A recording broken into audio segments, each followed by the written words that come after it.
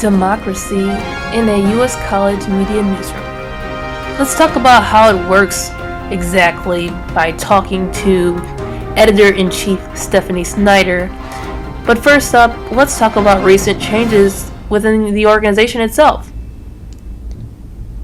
A lot has changed in the past year. We've gone from being a bi-weekly newspaper to just releasing paper issues week 3, 6, and 9. Mm-hmm. And we've gone more daily on our website. I know that was one of the things that was huge for us because we would only I think we only had like 40 posts all year last year, and this year we like broke that record like threefold because 40 stories will go out in like a week and a half because we have editors in and out of the office every day posting something, whether it's an article or photos or anything like that. So the big change for us structurally is probably daily releases of articles, photos, videos, anything like that on our website, and then shortening or lessening the weekly releases, which I think gives the paper more quality because you don't necessarily need quantity. It's better. We have 20-page issues, so every article that goes in there is extremely important to the issue, and we spend like weeks on end preparing some of the articles. Some of them have taken months and are released this last issue. One of the articles we had was written by Dan Schreier, and it was about the new dorm residence hall that's going to be built, and that took him about almost a month to write because of all the interviews and everything like that. So a lot of it's more focused on the quality than the quantity for the issue of the paper, but for our web it's about quality and quantity because then we can get stuff out daily, since we noticed if you look at the news and media and all that stuff, everything's daily on the website now. And not just with us, it's with any website. Everything's updated within the hour, actually, so we have to learn to transition with the time period.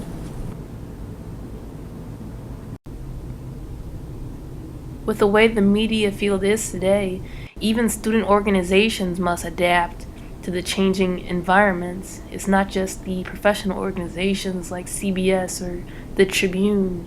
The Chronicle has to keep moving forward. And in a way, this requires a bit of courage, leadership even.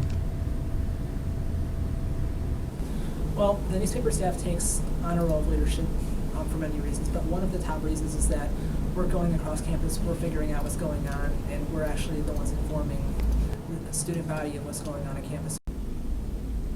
Staying up to date with the times is true not only of the Chronicle, but of North Central College's other student publications such as the Kindling and the 30 North NC Review. The Kindling is a humor magazine on campus, and the NC Review is a literary magazine publication. Putting together publications can seem complicated. Website editor Ryan Hansen talks about the importance of communication. A lot of it occurs inside of the newsroom, and a lot of it occurs actually digitally over email or rather texting or even over Facebook. And basically we communicate over across the mediums, and we all stay connected. Daily texting, emailing. We have meetings once a week, and with our editors, and then we have weekly practicum meetings, which is a class for the writers that enroll for credit, but it's also a second meeting for any of the editing staff to come in and talk to their writers, whoever's assigned to that section. And a lot of it is we're huge on communication, and that's one thing that we've stressed with each other, because last year we struggled, but this year the transition's been a lot better since we changed a lot of things and kind of wrote out set rules for what we're going to do, what each person's responsibility is. I think that's one thing that helps a lot, is the fact that everyone knows what they're supposed to do, and then it just involves them acting upon it. So a lot of it's knowing what we're doing and the communication process as well.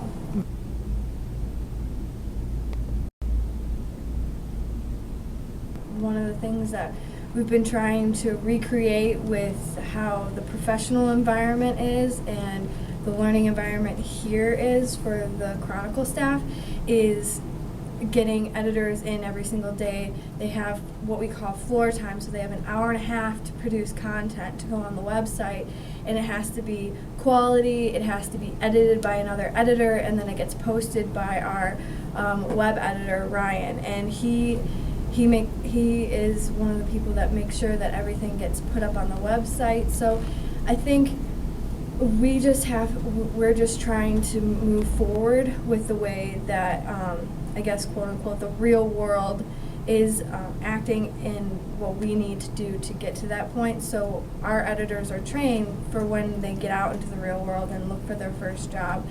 If they're looking to go into the newspaper environment, then they can be able to do that with the practice that they've had at the Chronicle.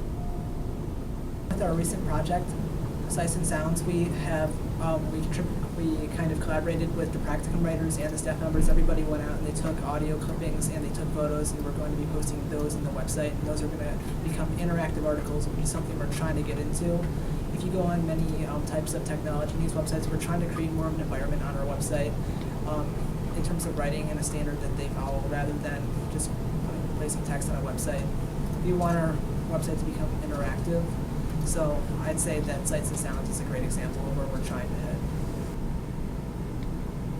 For us, power isn't really, I guess, a struggle, if that's what we want to say, but it's, we have equal parts and everyone contributes, so power really isn't a big thing. We more focus on cooperation. So it's, I guess, if I'm answering your question correctly, it's pretty much equal for everyone. There's never really a power struggle because we all contribute, we all have a voice, and I know I'm the editor-in-chief, and Dave is the managing editor.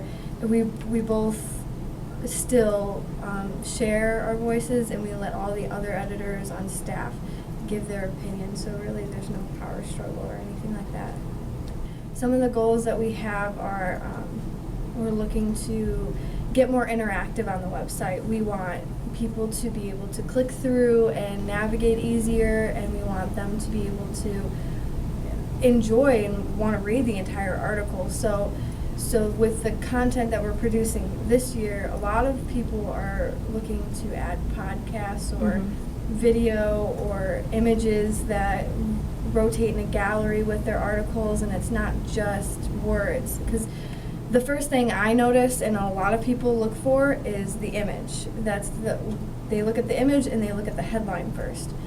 And then if it intrigues them, then they'll read the copy, but most of the time, if it doesn't, they'll pass right by it. So I think that's one thing that we're really trying to push is great headlines and great visuals for our website so that people will look at it. And the same goes for the paper. If the headline and the photos or whatever visual is there isn't appealing, they're just going to pass right by it. So one of the biggest things is pushing quality work so that we have more readers and more people are going to want to look at the newspaper or if they're going to look at the website daily. So that'll be good. And we also have like Facebook, Twitter, and Instagram and everything like that. So that's all compiled onto the website. So I think that's one thing that we've added visually to the website to develop it more this year.